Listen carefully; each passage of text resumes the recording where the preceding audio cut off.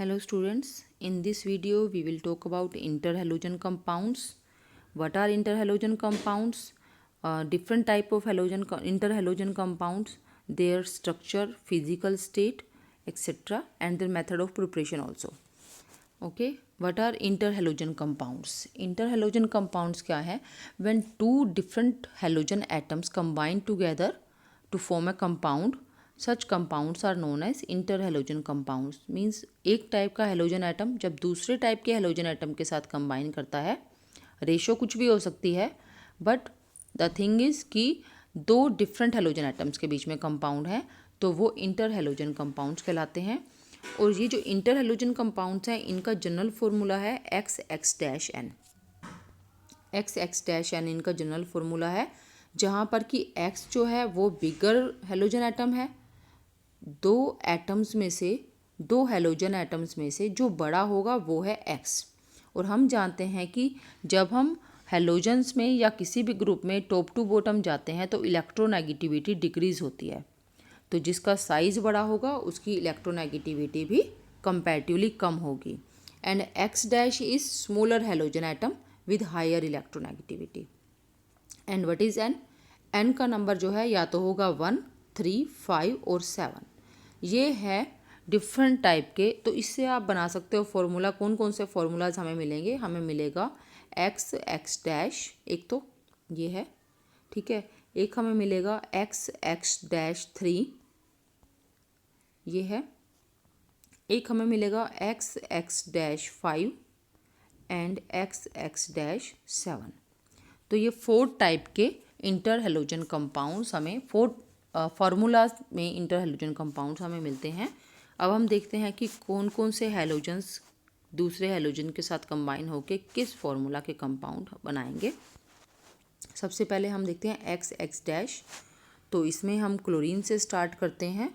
जो सबसे इसमें आपको एक चीज़ ध्यान रखनी है कि जैसे हमारे पास है fluorine, chlorine, bromine and iodine. जब मैं बात कर रही हूँ X-N फार्मूला की, तो X जो है वो बड़ा एटम है. तो बड़ा यानी कि जब सेंट्रल एटम X बड़ा है और सेंट्रल एटम है, तो सेंट्रल एटम जब क्लोरीन है तो वो सिर्फ फ्लोरीन के साथ कंपाउंड बनाएगा. जब सेंट्रल एटम ब्रोमीन है तो वो क्लोरीन या फ्लोरीन के साथ बनाएगा.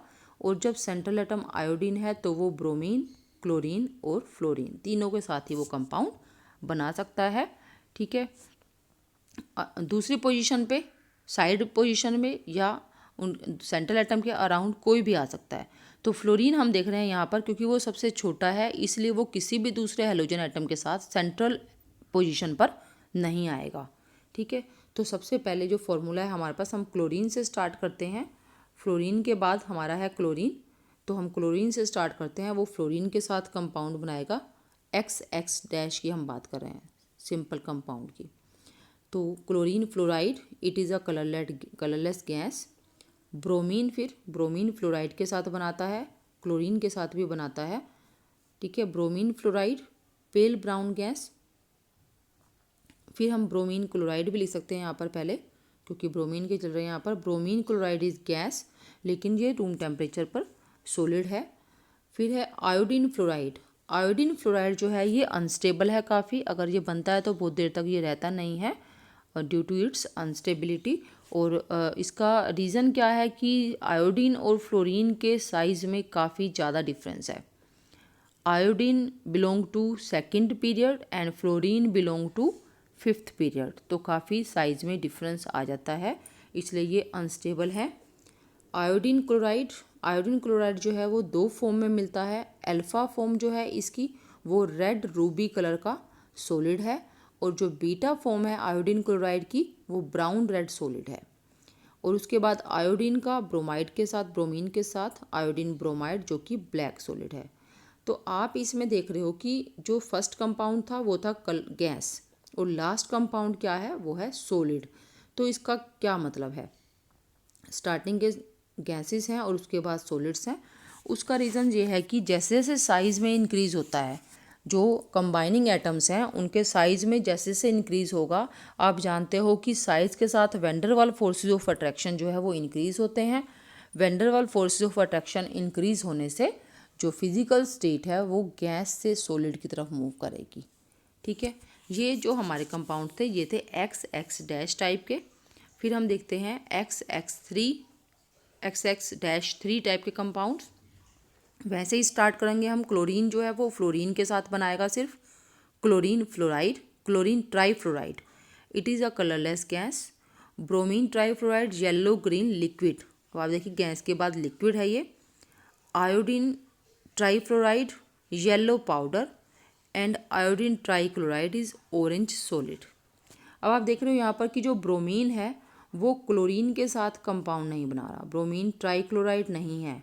क्यों नहीं है? क्योंकि इनके साइज़ में बहुत ज़्यादा डिफरेंस नहीं है और ब्रोमीन के अराउंड 3 क्लोरीन एटम जो है अच्छे से नहीं आ सकते हैं, इसलिए ये कंपाउंड नहीं बनता है BrCl3।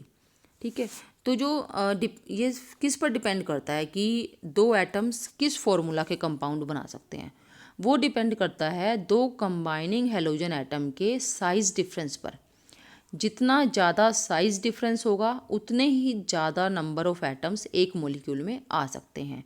आप देखिए सबसे ज़्यादा जो साइज़ डिफरेंस है वो है आयोडीन और फ्लोरीन में, इसलिए आयोडीन जो है फ्लोरीन के साथ लास्ट जो टाइप का कंपाउंड है हमारा XX-7 टाइप का, ये सिर्फ आयोडीन और फ्लोरीन में बनता है, IF7। ठीक है, क्योंकि इनके साइज में बहुत ज़्यादा डिफरेंस है। सेंट्रल एटम आयोडीन इतना बड़ा है कि 7 फ्लोरीन एटम इसके अराउंड आराम से सेटल हो सकते हैं। लेकिन क्लोरीन और ब्रोमीन की अगर हम बात करें या क्लोरीन और फ्लोरीन की बात करें तो इनके साइज़ में डिफरेंस, इनके रेडियाई में डिफरेंस इतना ज़्यादा नहीं है, इसलिए ये इनके जो कंपाउंड्स बनेंगे वो ज़्यादा नंबर ऑफ़ एटम्स के साथ नहीं बनेंगे। और इसके बाद जो हम कर रहे थे IF3 इज़ येलो पाउडर यानी कि सॉलिड है और ICl3 इज़ ऑरेंज सॉलिड। इसके बाद है XX-5 टाइप का कंपाउंड। क्लोरीन फ्लोरीन के साथ बनाएगा जो ClF5, ब्रोमीन पेंटाफ्लोराइड एंड आयोडीन पेंटाफ्लोराइड, तीनों सिर्फ फ्लोरीन के साथ बनाते हैं, पेंटाफ्लोराइड्स बनाते हैं। ठीक है, यानी कि जो पेंटा हैलाइड कंपाउंड है, एक हेलोजन एटम दूसरे हेलोजन के एटम के साथ जो बनाएगा वो उसमें पेंटाफ्लोराइड बनेगा, सिर्फ पेंटाक्लोराइड, पेंटाब्रोमाइड या पेंटा आयोडाइड नहीं बनेगा। ठीक है, और इसके बाद और इनकी हम फिजिकल स्टेट भी देख सकते हैं। पहले जो क्लोरीन पेंटाफ्लोराइड है वो कलरलेस गैस है, bromine pentafluoride is colourless liquid and iodine pentafluoride is colourless liquid. And last XX-7, ये मैंने आपको बताया ही है कि आयोडीन बनाएगा सिर्फ फ्लोरीन के साथ, IF7। तो इसमें हमने इन सभी कंपाउंड्स में एक बात नोटिस की कि फ्लोरीन जो सबसे छोटा एटम है वो कभी भी सेंट्रल एटम की पोजीशन पर नहीं आएगा और आयोडीन जो कि सबसे बड़ा एटम है वो कभी भी XX- की पोजीशन पर नहीं आएगा। आप जितने भी कंपाउंड्स हमने देखे हैं आप सब में नोटिस करो कहीं पर भी आयोडीन जो है वो X- की पोजीशन पर नहीं है और फ्लोरीन कहीं पर भी X की पोजीशन पर नहीं है।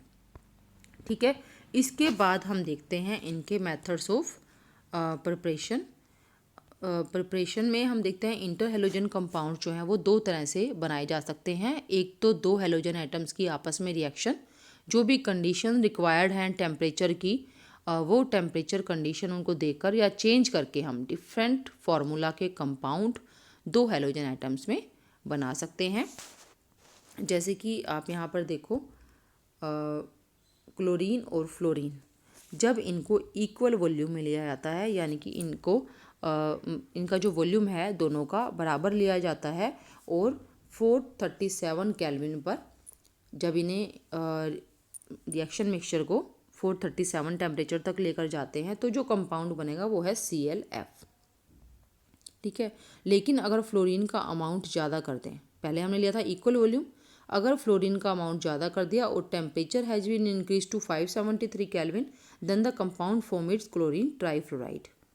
ठीक है, तो हमने क्या किया, टेम्परेचर चेंज किया और कंडीशन चेंज की वॉल्यूम वाली, तो वहाँ से हमें जो कंपाउंड्स मिले डिफरेंट फार्मूलाज के थे वो। ऐसे ही आयोडीन और क्लोरीन का हम एग्जांपल देखते हैं। अगर इक्विमोलर लेते हैं तो इट इज़ ICl। ठीक है, compound formed is ICl, but if chlorine is taken in excess the compound is ICl3। Similarly bromine with fluorine, fluorine इस केस में fluorine is diluted with water. Fluorine को water के साथ pure fluorine नहीं लिया है, it is diluted with water, तो it forms bromine trifluoride. But when bromine is treated with excess of fluorine, ठीक है, यहाँ पर मीन्स हमने क्या किया था, यहाँ पर हमने फ्लोरीन की कंसंट्रेशन कम कर दी है। ठीक है, तो हमें मिला ब्रोमीन ट्राईफ्लोराइड। लेकिन जब हमने ब्रोमीन के साथ फ्लोरीन को एक्सेस में लिया तो बना ब्रोमीन पेंटाफ्लोराइड। तो डिफरेंट कंडीशंस जो अगर हम लगाते हैं तो हमें डिफरेंट प्रोडक्ट्स मिलेंगे सेम हैलोजन एटम्स की रिएक्शन से। ठीक है, तो एक तो ये मेथड है, और दूसरा मेथड है कि अगर halogen atom lower inter halogen compound के साथ रिएक्ट करते हैं, फॉर एग्जांपल अगर chlorine fluoride is treated with fluorine, तो भी हम दूसरा इंटर हैलोजन कंपाउंड बना सकते हैं ClF3। ठीक है, यहाँ पर ये जो टेम्परेचर कंडीशंस हैं वो है 473 to 573 केल्विन टेम्परेचर। तो एक मेथड तो है direct combination of halogen atoms halogens, and दूसरा है reaction of halogen with lower inter halogen compound. ठीक है, इस तरह से भी हम इनको प्रिपेयर कर सकते हैं। इसके बाद हम इनकी कुछ प्रॉपर्टीज़ देखते हैं इंटर हैलोजन कंपाउंड्स की। ये सेम टेबल है जो आपकी बुक में दी हुई है, स्ट्रक्चर्स दिए हैं, इनके स्ट्रक्चर भी मैं आपको करवाऊंगी। तो इसके बाद ये प्रॉपर्टीज़ हैं इनकी। ये सभी कोवलेंट मॉलिक्यूल्स हैं, क्योंकि हैलोजन एटम दूसरे हैलोजन एटम के साथ कंबाइन हो रहा है तो वो कोवलेंट कंपाउंड ही बनाएगा। ठीक है, क्योंकि सभी की जो आउटर मोस्ट शेल है, यानी कि हम सिंपली कह सकते हैं कि सभी के valence number of electrons equal हैं, तो कोवलेंट कंपाउंड्स ही वो बनाते हैं। And all the compounds formed between different halogen atoms means all the inter halogen compounds we have studied are diamagnetic in nature. मतलब कि उन कंपाउंड्स में, उनके मॉलिक्यूल्स में इलेक्ट्रॉन्स जो हैं वो सभी पेयर्ड होंगे। दे आर वोलेटाइल सॉलिड्स और लिक्विड्स। ठीक है, और गैसियस स्टेट में भी होते हैं, हमने देखा है उन्हें।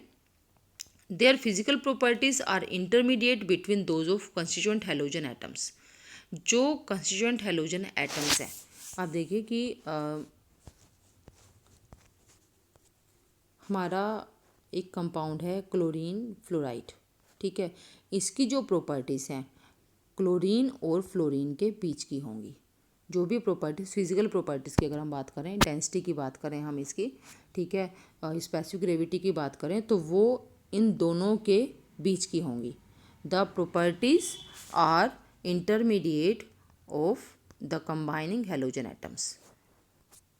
Physical properties are intermediate between those of constituent halogen except that their melting point and boiling point are little higher। मतलब कि जो इंटर हेलोजन कंपाउंड्स बनेंगे उनके मेल्टिंग और बॉइलिंग पॉइंट्स जो हैं वो हायर हैं, किससे, हैलोजन से, जिनसे वो बने हैं उनसे हायर है। उसका रीज़न क्या है, उसका रीज़न भी आप देखिए, मेल्टिंग और बॉइलिंग पॉइंट। यहाँ पर अगर मैं बात कर रही हूँ फ्लोरीन की और मैं बात कर रही हूँ क्लोरीन की, और इन दोनों से जो कंपाउंड बना दैट इज़ ClF, इसके मेल्टिंग पॉइंट या बॉइलिंग पॉइंट इन दोनों से ज़्यादा होगा। उसका क्या रीज़न है, जो फ्लोरीन है, फ्लोरीन यहाँ पर क्या है, यहाँ ये पोलर कंपाउंड है, जबकि ये क्या है, ये नॉन पोलर कंपाउंड्स हैं। तीनों ही कोवलेंट कंपाउंड्स हैं। हम जानते हैं कि कोवलेंट कंपाउंड्स दो टाइप के होते हैं, polar covalent and non polar covalent. तो ये F2 एंड Cl2 ये दोनों क्या हैं, ये दोनों नॉन पोलर हैं। और जबकि क्लोरीन फ्लोराइड ये पोलर कंपाउंड होगा, क्योंकि दोनों की इलेक्ट्रोनेगेटिविटी में डिफरेंस है। Fluorine is more electronegative than chlorine, इसलिए ये पार्शियल नेगेटिव और ये पार्शियल पॉजिटिव। तो जब इनकी पैकिंग होती है कंपाउंड्स की, तो क्या होता है कि डाइपोल डाइपोल इंट्रैक्शंस हो जाती हैं। ये डाइपोल बन गया ना, एक दो पोल डेवलप हो गए, इसलिए ये एक डाइपोल है।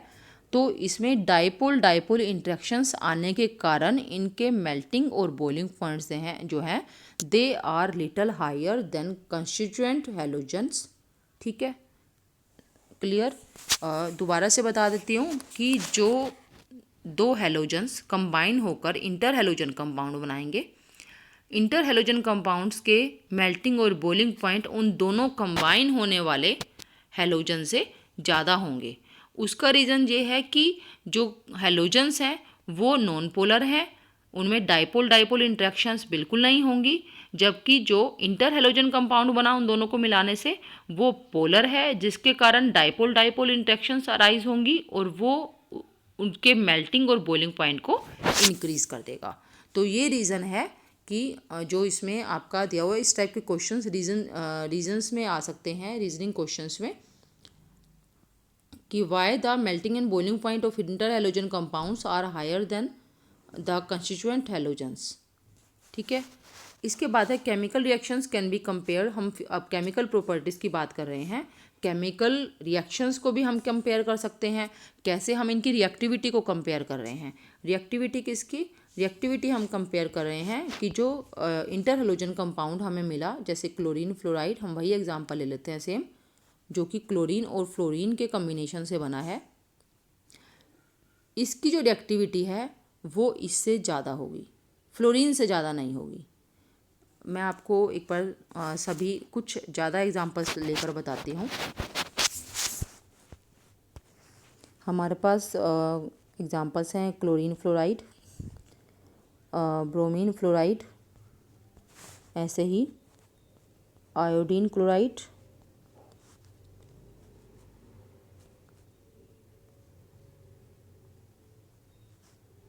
Bromine chloride. ये मैंने कुछ कंपाउंड्स के फार्मूलाज लिखे हैं। अब आप इसमें देखिए कि जो कंबाइनिंग कोई भी ले लें, अगर ये वाला ले रही हूँ मैं, कोई भी ले रही हूँ, तो कंस्टिट्यूएंट जो हैलोजन है वो क्या होंगे? क्लोरीन होगा या फ्लोरीन होगा, ब्रोमीन होगा या आयोडीन होगा। ठीक है, कोई भी इंटर हैलोजन कंपाउंड, अगर मैं इसकी बात करती हूँ तो इसकी रिएक्टिविटी क्लोरीन से ज़्यादा होगी। It is more reactive than chlorine but not than fluorine. Fluorine से ज़्यादा रिएक्टिव ये नहीं है। अगर मैं बात करती हूँ इसकी, तो इसकी रिएक्टिविटी ब्रोमीन से ज़्यादा होगी लेकिन फ्लोरीन से नहीं होगी। आयोडीन ट्राइक्लोराइड की अगर मैं बात करती हूँ तो इसकी रिएक्टिविटी, यहाँ कंस्टिट्यूएंट हैलोजन क्या है? Iodine and chlorine. इसकी रिएक्टिविटी आयोडीन और क्लोरीन दोनों से ज़्यादा होगी। और ब्रोमीन क्लोराइड की रिएक्टिविटी भी Br2 और Cl2 दोनों से ही ज़्यादा होगी। तो इसका क्या रीज़न है? फ्लोरीन को छोड़कर इंटर हैलोजन कंपाउंड जो हैं उनकी रिएक्टिविटी F2 के अलावा सभी हैलोजन से ज़्यादा होती है। उसका रीज़न यहाँ पर फिर वही आ जाता है कि जो एक तो नॉन पोलर और पोलर नेचर आ गया। नॉन पोलर नेचर होने के कारण इनका जो बॉन्ड है वो स्ट्रॉन्ग होता है, और जबकि इनमें पोलैरिटी आने के कारण बॉन्ड वीक हो जाता है और आसानी से टूट जाता है, इसलिए ये ज़्यादा रिएक्टिव है। Inter halogen compounds are polar in nature and due to presence of dipole in them their bond becomes weaker। ठीक है, और इसलिए वो ज़्यादा रिएक्टिव है then the halogens. Cl2 Br2 या I2, इनसे ये ज़्यादा रिएक्टिव है क्योंकि Cl2 Br2 I2 ये नॉन पोलर हैं और इनके जो बॉन्ड हैं वो काफ़ी स्ट्रोंग है, जिसके कारण ये जल्दी से रिएक्ट नहीं करते हैं in comparison to inter halogen compounds. लेकिन फिर हम ये क्यों कह रहे हैं कि फ्लोरीन ज़्यादा रिएक्टिव है इंटर हैलोजन कंपाउंड से? ये तीनों कम रिएक्टिव हैं, जबकि फ्लोरीन जो है, फ्लोरीन सबसे ज़्यादा रिएक्टिव है। क्लोरीन, ब्रोमीन एंड आयोडीन ये कम रिएक्टिव हैं इंटर हैलोजन कंपाउंड से। इसका क्या रीज़न है? इसका रीज़न ये है कि जो फ्लोरीन है इसका बॉन्ड काफ़ी छोटा है। बॉन्ड छोटा होने के कारण, बॉन्ड लेंथ कम होने के कारण, रीज़न मैं आपको पूरा बता देती हूँ। इसको आप स्टार्टिंग से ऐसे लिखेंगे, आपको इसको समझने की ऐसी कोई ज़रूरत नहीं है क्योंकि आपको पता है ये पहले से ही कि फ्लोरीन जो है वो साइज़ में बहुत छोटा है। अब दो बहुत स्मॉल साइज़ के एटम जब कंबाइन करेंगे तो जो उनकी बॉन्ड लेंथ होगी वो भी छोटी होगी, बॉन्ड लेंथ कम होगी। अब यहाँ पर बॉन्ड लेंथ कम है, लेकिन जो इनके अंदर जो लोन पेयर्स होते हैं दोनों फ्लोरीन एटम्स के पास, दोनों फ्लोरीन एटम्स के पास 3-3 लोन पेयर हैं। बॉन्ड लेंथ कम होने के कारण ये इलेक्ट्रॉन्स काफ़ी क्लोज आ जाते हैं और इंटर इलेक्ट्रॉनिक रिपल्जेंस इतनी ज़्यादा हो जाती हैं कि वो इस बॉन्ड को वीक बना देती हैं और ये बॉन्ड आसानी से टूट जाता है, जिसके कारण F2 is very much reactive. ठीक है, इसलिए F2 रिएक्टिव है काफ़ी ज़्यादा, क्योंकि फ्लोरीन का साइज़ बहुत छोटा है, बॉन्ड लेंथ काफ़ी कम है, इंटर इलेक्ट्रॉनिक रिपल्जेंस बढ़ जाती हैं, जिससे फ्लोरीन बॉन्ड वीक हो जाता है और वो काफ़ी रिएक्टिविटी शो करता है in comparison to chlorine, bromine, iodine as well as inter halogen compounds. ठीक है, तो ये आपको अच्छे से क्लियर होना चाहिए। इसके बाद है नेक्स्ट कि ये काफ़ी जल्दी हाइड्रोलाइज हो जाते हैं। नेक्स्ट जो प्रॉपर्टी है इंटर हैलोजन कंपाउंड की, एक प्रॉपर्टी हमने की केमिकल प्रॉपर्टी कि ये काफ़ी ज़्यादा रिएक्टिव है देन हैलोजन्स एक्सेप्ट फ्लोरीन। और दूसरी प्रॉपर्टी हम कर रहे हैं कि ये बहुत जल्दी हाइड्रोलाइज हो जाते हैं। हाइड्रोलाइज मीन्स वाटर के साथ बहुत जल्दी ये रिएक्शन कर लेते हैं और आयंस में कन्वर्ट हो जाते हैं। ठीक है, और हैलाइड आयन तो देंगे ही देंगे, और जो हैलाइड आयन है वो आएगा जो स्मॉलर हैलोजन है उससे। मैं आपको एक एग्जांपल से ये बताती हूँ। फॉर एग्जांपल अगर ClF है, इसका हाइड्रोलिसिस हो रहा है तो एक तो हैलाइड बनेगा, हाइड्रोजन हैलाइड। हाइड्रोजन हैलाइड किसके साथ बनेगा? हाइड्रोजन इसके साथ कंबाइन होगा या इसके साथ कंबाइन होगा? तो हाइड्रोजन कंबाइन होगा स्मॉलर हैलोजन एटम के साथ। स्मॉलर का मतलब है X' के साथ। ठीक है, क्लियर? तो X' क्या है यहाँ? फ्लोरीन। तो एक तो कंपाउंड बनेगा HF हाइड्रोजन फ्लोराइड और दूसरा बनेगा इसका हाइपोहैलाइड HOCl, हाइपोहैलाइड। जो आपने एसिड्स पढ़े हैं ना इनके, ऑक्सो एसिड्स हैलोजन्स के, तो हाइपोक्लोरस एसिड है जैसे, तो ये हाइपोक्लोरस एसिड बन गया यहाँ पर। ठीक है, ये तो है XX' के लिए। ठीक है, XX' के टाइप के जो इंटर हैलोजन कंपाउंड है वो इस टाइप की रिएक्शन देंगे। और इसके बाद हम XX3 का टाइप करते हैं। XX'3 का जब हाइड्रोलिसिस होता है इट विल गिव HX', जो मैंने आपको पहले भी बताया कि जो स्मॉलर एटम है वो हैलाइड बनाएगा प्लस HOXO। ठीक है, ये कंपाउंड बनेगा। जो नेक्स्ट कंपाउंड, दूसरा कंपाउंड बनेगा वो होगा HOXO। ठीक है, ये जैसे कि आपने क्या था हाइपोक्लोरस एसिड, उसके बाद क्या था क्लोरस एसिड, तो ये उस टाइप का हेलस एसिड, या हम इसे कहेंगे कि हैलाइड आयन को बोलेंगे हैलाइड आयन। ये जो आयन बनेगा वो हैलाइड आयन होगा, ये हैलाइड आयन। ठीक है, X' नेगेटिव, और यहाँ पर ये halide ion, halide and halide. ठीक है, इसको हम सिंपली लिख सकते हैं HXO2। ठीक है, आपको मैं एक बार समझाने के बाद सारा एक साथ बताऊंगी किस टाइप से बनाएंगे। इसके बाद है XX'5, इसका हाइड्रोलिसिस होगा तो it will give HX' plus HXO3। ठीक है, ये है जैसे कि हमारा हैलिक एसिड था तो ये बन जाएगा हमारा हैलिक एसिड। जैसे अगर ये आयोडीन है तो आयोडिक एसिड हो जाएगा, क्लोरीन है तो क्लोरिक एसिड हो जाएगा। ठीक है, इसके बाद अगर हमारा ये चेंज हो जाता है, ये हो जाता है XX'7, तो सिंपल आपने क्या करना है, HXO4 पर हेलिक एसिड। सिर्फ यही डिफरेंस है, यहाँ पर यही चेंज हो रहा है। सबके लिए मैं लिख देती हूँ, XX- के लिए हाइपोहेलस एसिड HOX, XX-3 के लिए एक हेलाइड तो बनेगा ही, X- के साथ हाइड्रोजन हेलाइड तो बनेगा ही, लेकिन जो दूसरा आयन बन रहा है, दूसरा कंपाउंड बन रहा है, वो मैं आपको बता रही हूँ, HXO2। ठीक है, मतलब कि ये क्या हो गया, क्लोरस एसिड। XX-5 के लिए chloric acid HXO3 and XX-7 के लिए पर हेलिक एसिड HXO4। ठीक है, जो हमने जब इनके एसिड्स के फॉर्मूलाज किए थे तो हमने किस तरह से लिखा था इनको, हमने ऐसे लिखा था HOXO,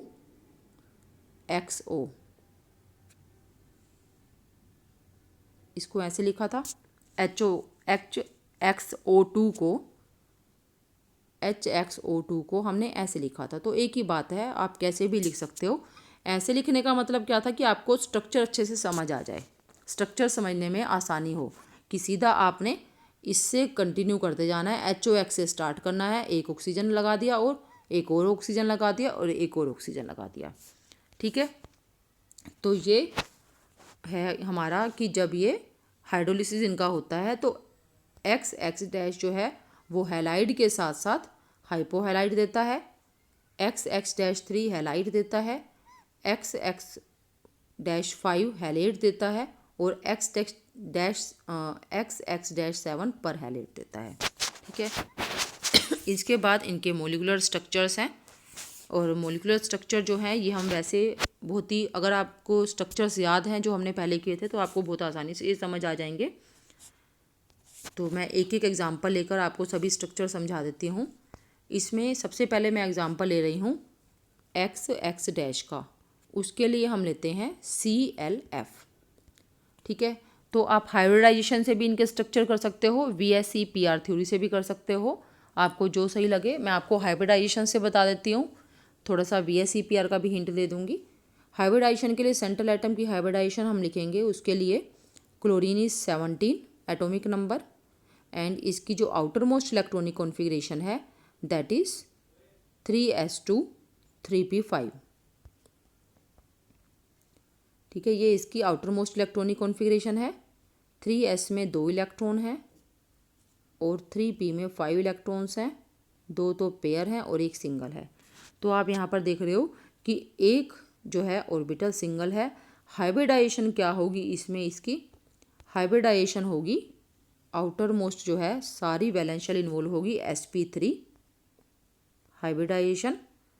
तो 4 जो ऑर्बिटल्स बनेंगे hybrid orbitals, 4 sp3 hybrid orbitals किस में अरेंज होंगे, टेट्राहेड्रल अरेंजमेंट में।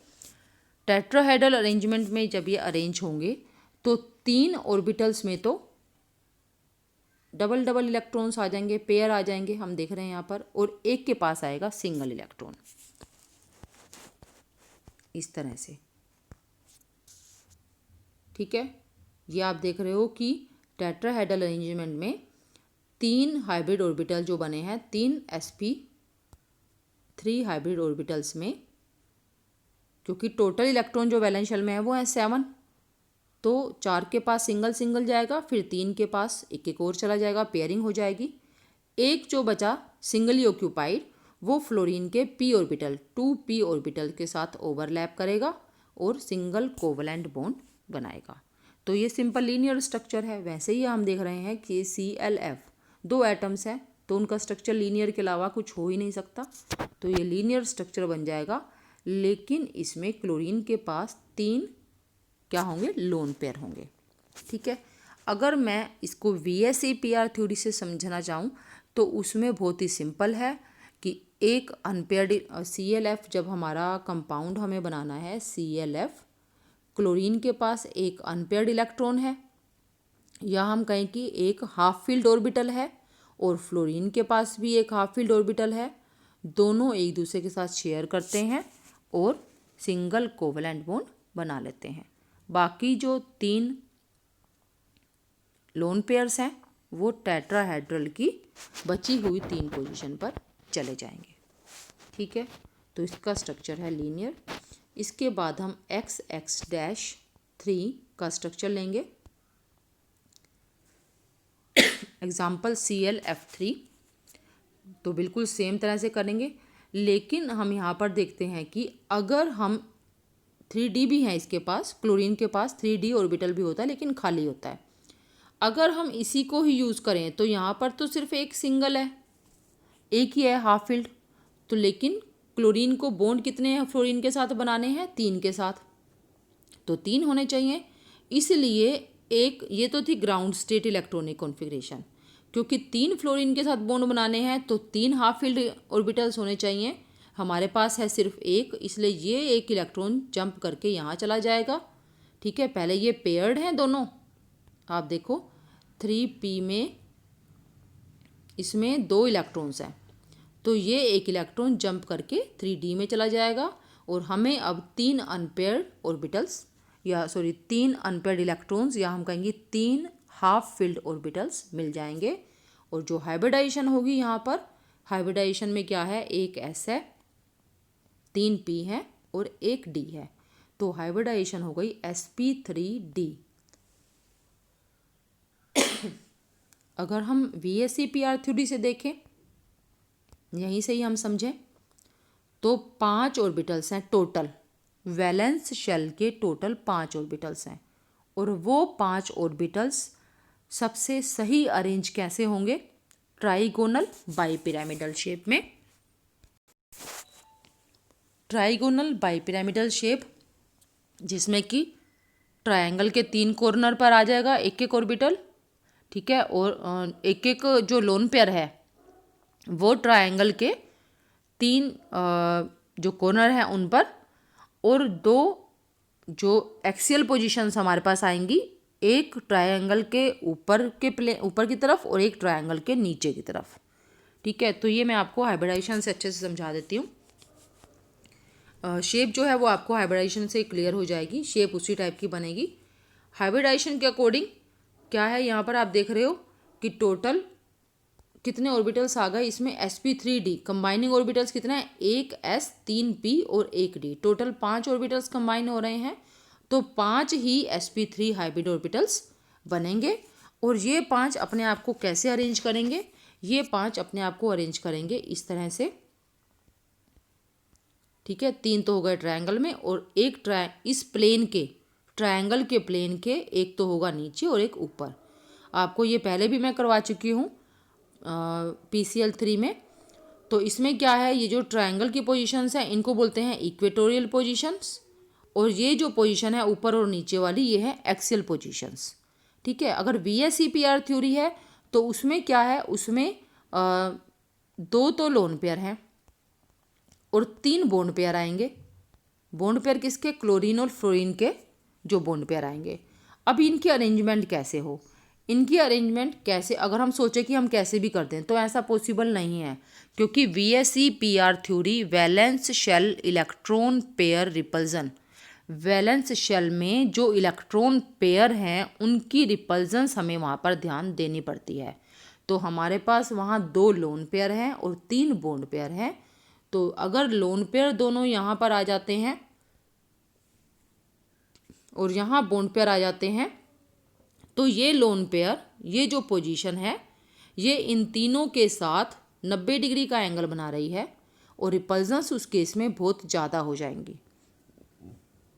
अगर हम सारी रिपल्जन्स को ध्यान में रखते हैं तो सबसे जो स्टेबल अरेंजमेंट है वो होगी, सबसे स्टेबल अरेंजमेंट यहाँ पर होगी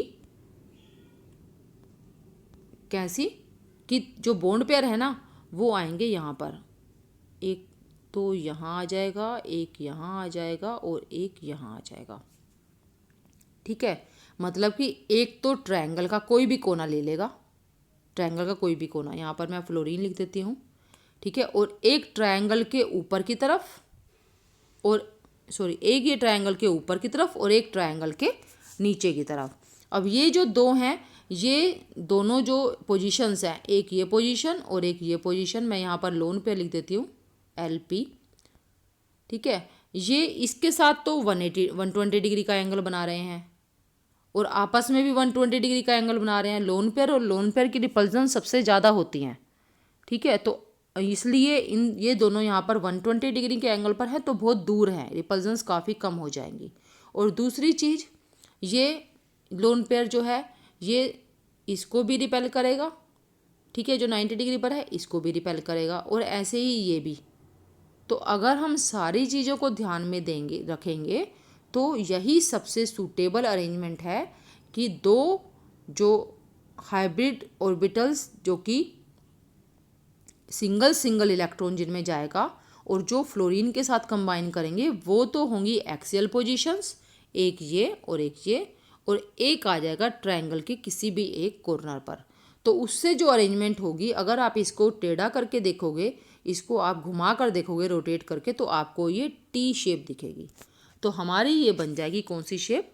टी शेप बन जाएगी। आप इसको यहाँ पर देखो, ये ट्रायंगल है, ट्रायंगल के 3 कॉर्नर हैं, तो जो मैंने सेम कलर से दिखाए हैं वो लोन पेयर है, और आप ये अगर देखोगे तो ये डिफरेंट कलर से हैं जो कि फ्लोरीन के साथ ओवरलैप कर रहे हैं, फ्लोरीन के 2p के साथ, वो हैं बॉन्ड पेयर्स। इस तरह की अरेंजमेंट आ जाएगी। 2 लोन पेयर हम क्लोरीन में शो कर देंगे। बहुत ज़्यादा आपका ये डिटेल में नहीं है, सिर्फ आपको पता होना चाहिए कि क्या है स्ट्रक्चर, क्या है स्ट्रक्चर, आपको क्लियर हो जाए, इसलिए मैं आपको ये पूरा दोबारा से बता रही हूँ। अदरवाइज़ आप ये जितने भी टाइप के स्ट्रक्चर्स हैं ये पहले भी कर चुके हैं। 15th ग्रुप एलिमेंट्स में कर चुके हो आप, 16th ग्रुप एलिमेंट में भी कर चुके हो। इसके बाद आता है XX-5, उसी तरह से ही बिल्कुल जैसा हमने XX-3 के लिए किया था, बिल्कुल उसी तरह से आप अगर देखोगे यहाँ पर एक सिंगल इसके पास हाफ फील्ड ऑर्बिटल है, लेकिन क्लोरीन को कितने फ्लोरीन के साथ बॉन्ड बनाने हैं? 5 फ्लोरीन के साथ। तो यहाँ पर इसके लिए इसके पास 5 हाफ फील्ड ऑर्बिटल्स होने चाहिए। तो ये अगर एक इसको यहाँ कर देता है तो 3 होंगे इसके पास। इसके लिए इसको ये वाला भी अपना अनपेयर करना पड़ेगा, तो उस केस में हमारे पास 5 अनपेयर्ड इलेक्ट्रॉन्स आ जाएंगे, या हम कहें कि 5 हाफ फील्ड ऑर्बिटल्स आ जाएंगे। हाइब्रिडाइजेशन यहाँ पर होगी, एक S 3p और D कितने हैं? D हैं 2, तो हाइब्रिडाइजेशन हो गई sp3d2। टोटल हाइब्रिड ऑर्बिटल्स बनेंगे 6, और 6 की जो अरेंजमेंट होनी चाहिए, सबसे सही अरेंजमेंट है वो है ऑक्टाहेड्रल। इस तरह से 4 तो स्क्वायर में आ जाएंगे और एक स्क्वायर के ऊपर की तरफ, एक स्क्वायर के नीचे की तरफ। इसको ऑक्टाहेड्रल भी कहते हैं हम, और स्क्वायर बाई पिरामिडल भी कह सकते हैं, क्योंकि एक पिरामिड स्क्वायर के ऊपर बनेगा यहाँ से, और एक पिरामिड स्क्वायर के नीचे, जैसे कि ये दिख रहा है आपको, नीचे बनेगा। तो स्क्वायर बाई पिरामिडल। अब इसमें क्या है? इसमें 4 इक्वेटोरियल पोजीशंस हैं और 2 एक्सियल पोजीशंस हैं, लेकिन जितने भी पोजीशंस हैं ना, उनके एंगल्स क्या हैं? उनके एंगल्स हैं 90 डिग्री के, ठीक है, एंगल्स सभी के 90 डिग्री के हैं। तो इसका मतलब है कि जो लोन पेयर है एक हमारे पास, जो हमारे पास एक लोन पेयर है यहाँ पर, ये कहीं पर भी आ सकता है, एक्सियल पर भी, इक्वेटोरियल पर भी, लेकिन यहाँ जो ये वाला बॉन्ड होता है, एक्सियल जो बॉन्ड होता है, ये थोड़ा सा लंबा होता है, लेंथी होता है, और रिपल्जेंस को कम करने के लिए ये थोड़ा दूर भी जा सकता है, फैल भी सकता है। यहाँ पर लोन पेयर हमारा जाएगा, ठीक है, थोड़ा डिस्टेंस बढ़ भी सकती है ताकि रिपल्जेंस थोड़ी सी और कम हो जाए। बाकी तो हम कहीं से भी कम कर नहीं सकते क्योंकि सभी एंगल्स 90 डिग्री के हैं। इसलिए जो हमें स्ट्रक्चर मिलेगा फाइनली, वो स्ट्रक्चर होगा स्क्वायर पिरामिडल, ठीक है, क्योंकि एक पिरामिड तो हमारे पास फ्लोरीन के कारण नहीं है ना, यहाँ पर कोई भी फ्लोरीन नहीं है, तो हमें वो दिखाई भी नहीं देगा। जहाँ फ्लोरीन है हमें तो वही दिखाई देगा। तो हमारे पास क्या आएगा? स्क्वायर, और जो नीचे पिरामिड बनेगा वो, ठीक है, स्क्वायर पिरामिडल। ये इसका स्ट्रक्चर है। और IF7 जो कि हम एग्जांपल ले रहे हैं XX-7 का, उसमें आप देखो, इसमें हमें जो 5s था, यहाँ जो फ्लोरीन है ना वो इतना स्ट्रोंग है कि जो 5s है ना वो अनपेयर्ड नहीं होना चाहता, ठीक है, लेकिन फ्लोरीन इतना स्ट्रॉन्ग है, इतना इलेक्ट्रोनेगेटिव है इतना ज़्यादा कि ये इसको भी अनपेयर्ड करवा देता है। और जो टोटल 7 फ्लोरीन के साथ कंबाइन होने के लिए आयोडीन को 7 हाफ फील्ड ऑर्बिटल्स चाहिए थे। हमने जब तक एस को नहीं किया था तो हमारे पास सिर्फ 5 थे, लेकिन अब हमें 7 फ्लोरीन के लिए हमें 5s को भी अनपेयर्ड करना पड़ गया। और इसलिए हमारे पास जो अब हाफ फील्ड ऑर्बिटल्स हैं वो कौन से हैं, एक है s, 3p और 3d। तो हाइब्रिडाइजेशन क्या हो गई, sp3d3, यानी कि टोटल 7 हाइब्रिड ऑर्बिटल्स हैं। और 7 हाइब्रिड ऑर्बिटल्स की जो अरेंजमेंट है वो है पेंटागोनल बाइपिरामिडल। ये इसका स्ट्रक्चर आप देखो, इस टाइप का स्ट्रक्चर ही आएगा, ठीक है। पेंटागोन बनाकर 5 इक्वेटोरियल पोजीशन है और 2 एक्सियल पोजीशन है, एक ऊपर और एक नीचे। इस टाइप का ये स्ट्रक्चर हमारा बनेगा। तो ये हैं हमारे इंटर हैलोजन कंपाउंड के स्ट्रक्चर। VSEPR थ्योरी से भी आप इसको एक्सप्लेन कर सकते हो। ब्रोमीन ट्राइफ्लोराइड का स्ट्रक्चर दिया हुआ है। इसके बाद इनके यूजेस हैं इंटर हैलोजन कंपाउंड्स के। These compounds can be used as non aqueous solvents. जहाँ पर आपको वाटर यूज़ नहीं करना है वहाँ पर आप इनको यूज़ कर सकते हो। मतलब ये एक तो होते हैं ऑर्गेनिक सोलवेंट्स, एक होते हैं इनऑर्गेनिक सोलवेंट्स। इनऑर्गेनिक सोलवेंट्स में मोस्टली हम वाटर यूज़ करते हैं, लेकिन अगर हम वाटर यूज़ नहीं करना चाहते तो उनको रिप्लेस कर सकते हैं हम इंटर हैलोजन कंपाउंड से, जो कि सोलवेंट की तरह से यूज़ किए जा सकते हैं। Inter halogen compounds are very useful fluorinating agents. Fluorinating agents मतलब कि फ्लोरिनेट करने के लिए, फ्लोरीन के कंपाउंड बनाने के लिए यूज़ किए जा सकते हैं। ClF3 and BrF3 are used for production of UF6 in the enrichment of uranium 235। आपको सिंपल ये रिएक्शन ध्यान में रखनी है, ज़्यादा मैं इसकी डिटेल आपको नहीं बताऊंगी, जितना हमारा है इसमें उतना ही हम करेंगे। यूरेनियम हेक्साफ्लोराइड बनाने के लिए ClF3 और BrF3 दोनों में से किसी का भी यूज़ किया जा सकता है। तो हमें यूरेनियम 235 से, यूरेनियम के 2 आइसोटोप होते हैं 235 एंड यूरेनियम 238, तो उसमें से हमें ध्यान रखना है कि 235 की एनरिचमेंट के लिए उसका हेक्साफ्लोराइड बनाने के लिए chlorine trifluoride and bromine trifluoride का यूज़ किया जा सकता है। इसके बाद ये क्वेश्चन है in text question, why is ICl more reactive than I2। तो जो मैंने आपको पहले ही बताया था कि inter halogen compounds are more reactive than halogen, ठीक है। तो वही रीज़न यहाँ पर आएगा, because of polar nature of the ICl bond, the bond is weaker than I2 bond, ठीक है, इसलिए ये ज़्यादा रिएक्टिव है। तो आपको ये अच्छे से करना है। अगर कुछ भी समझ नहीं आया तो आप मुझे पूछ सकते हो। ओके।